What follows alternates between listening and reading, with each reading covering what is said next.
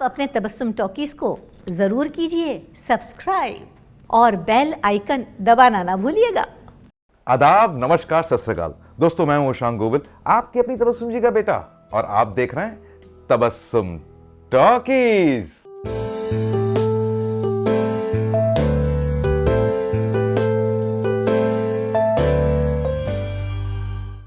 मैं किसी से कोई चिट्ठी, ये कुछ जाती नहीं हो रही है मिस्टर। ठीक है तो हम चले। नहीं, जो तुम कहोगे हम मानने के लिए तैयार हैं। ए मिस्टर, बोलो ना। और कर भी क्या सकते हैं। मैं किसी से कोई चिट्ठी वापस नहीं मांगूंगा, ना अभी ना कभी। क्यों नहीं आ सकता था? तुझे मालूम है तुझे किसने बुलाया था? मैंने, तिवारी ने। जो कॉलेज खुलवा सकता है वो कॉलेज बंद भी करवा सकता है, समझे? दोस्तों, आज जिस एक्टर के बारे में मैं आपको बताने वाला हूं, आपने उनको कई फिल्मों में देखा है एज कैरेक्टर एक्टर। आप उनको शक्ल से तो पहचानते हैं, लेकिन शायद आप उनके नाम से वाकिफ नहीं होंगे और उनके बारे में आपको बहुत कम जानकारी होगी। लेकिन आज के इस एपिसोड में मैं आपको उनके बारे में सारी जानकारी दूंगा, और वो थे the veteran actor Suresh Chatwal. वाह वाह, कहाँ तो बोल रहा था कि उसकी लाश पे बैठ के डॉन बनूंगा, और एक ही झटके में डब्बा गायब। अबे ओ शंकरा, आजकल के वही गुंडे तरक्की करते हैं जो हम जैसे कमीने नेताओं के दिमाग से चलते हैं। लेकिन जब यहां मैच होता है तो हजारों लोग जमा होते हैं। हर आदमी की नजर मैच पर जमी होती है, और जब फुटबॉल बॉक्स के अंदर आता है तो हर आंख एक ही खिलाड़ी पर जम जाती है, और वो है गोलकीपर। 5 जुलाई 1947 में पैदा हुए थे सुरेश जी पाकिस्तान में। उनके पिता का नाम था तीरथ राम चटवाल और वो एक फिल्म फाइनेंसर थे। उनकी मां का नाम था शीला चटवाल और वो एक हाउसवाइफ थी। सुरेश जी के 3 भाई और एक बहन है। पार्टीशन के बाद सुरेश जी का पूरा परिवार दिल्ली शिफ्ट हो गया और उनकी पढ़ाई भी दिल्ली में हुई और उन्होंने बीएससी की डिग्री भी हासिल की। बचपन से सुरेश जी को फिल्मों का बहुत शौक था और वो ये चाहते थे कि बड़े होने के बाद वो फिल्म एक्टर ही बने।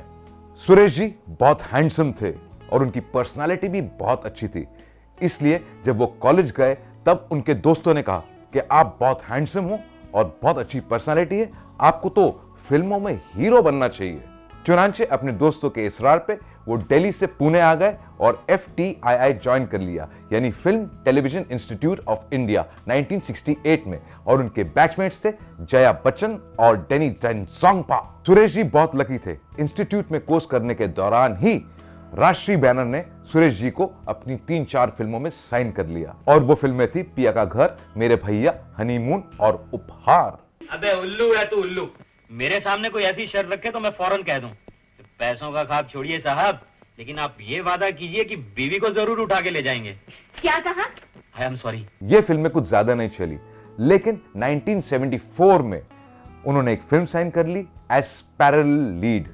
फिल्म का नाम था आलिंगन, जो आई थी 1974 में। देखिए। हाँ रितु, अपन साला तुमको प्यार किया, अब भी करता है, लेकिन तुम कभी सीरियस नहीं लिया।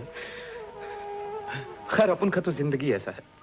जी तो खैर अपन का बात छोड़ो। यह फिल्म भी बुरी तरह फ्लॉप हो गई।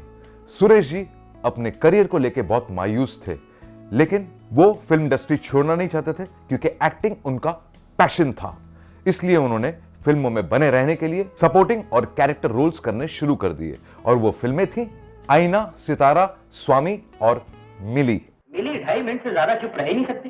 अच्छा, पिछले साल कितने देर चुप रहेगा? 20 सेकंड्स ओनली, 20 सेकंड। 20 सेकंड्स ना? तो लगी शर्त, लगी। अगर ये 30 सेकंड चुप रह जाए तो 100 रुपीज की बात।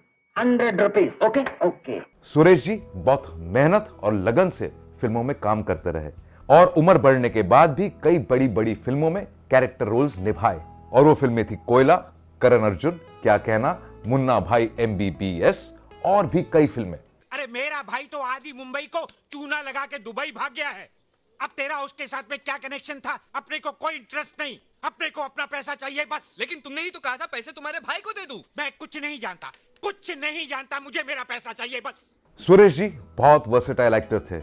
उन्होंने फिल्मों में कई किस्म के रोल किए, जैसे इमोशनल, कॉमेडी, नेगेटिव और पॉजिटिव रोल्स भी। कल से काम पर आ जाना। हैरान होने की जरूरत नहीं, मैं तो तुम्हें सिर्फ आजमा रहा था। आई एम सॉरी अजय, मैंने तुम्हें कुछ कड़वी बातें कही। ये सिफारिश, ये रिश्वत बहुत छोटी बात है। ऐसी जगहों को पाने के लिए लोग तो अपनी बहनों की दलाली तक भी करते हैं। बट आई एम हैप्पी कि मैंने एक सही और ईमानदार आदमी को चुना। फिल्मों के साथ साथ सुरेश जी ने कई बड़े बड़े टेलीविजन सीरियल्स भी किए, जैसे जुनून, तहकीकात, राजा और रैंचो, FIR और नुक्कड़ को कौन भूल सकता है। इस मौके पे शेर भी सुन लो। सुना, दर पे तेरे बैठे हैं, कुछ करके उठेंगे। वाह वाह वाह। जीत के उठेंगे, नहीं तो पंक्चर करा के उठेंगे।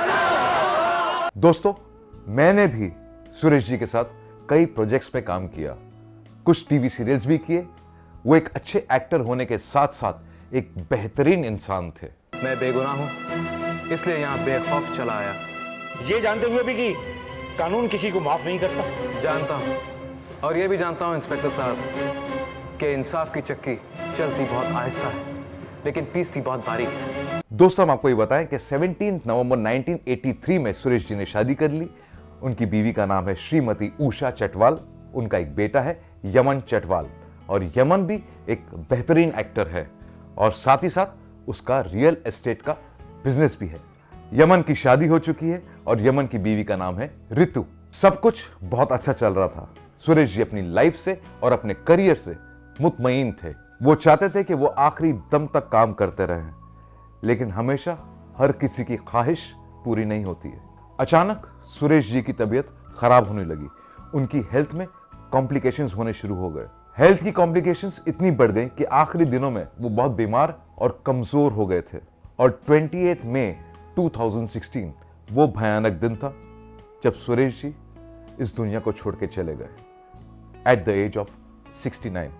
उनके बेटे यमन ये कहते हैं कि मुझे इस बात का बहुत अफसोस है कि पापा अपने पोते यानी मेरे बेटे निर्वैर को नहीं देख पाए। उसके जन्म होने से पहले ही पापा इस दुनिया को छोड़ के चले गए थे।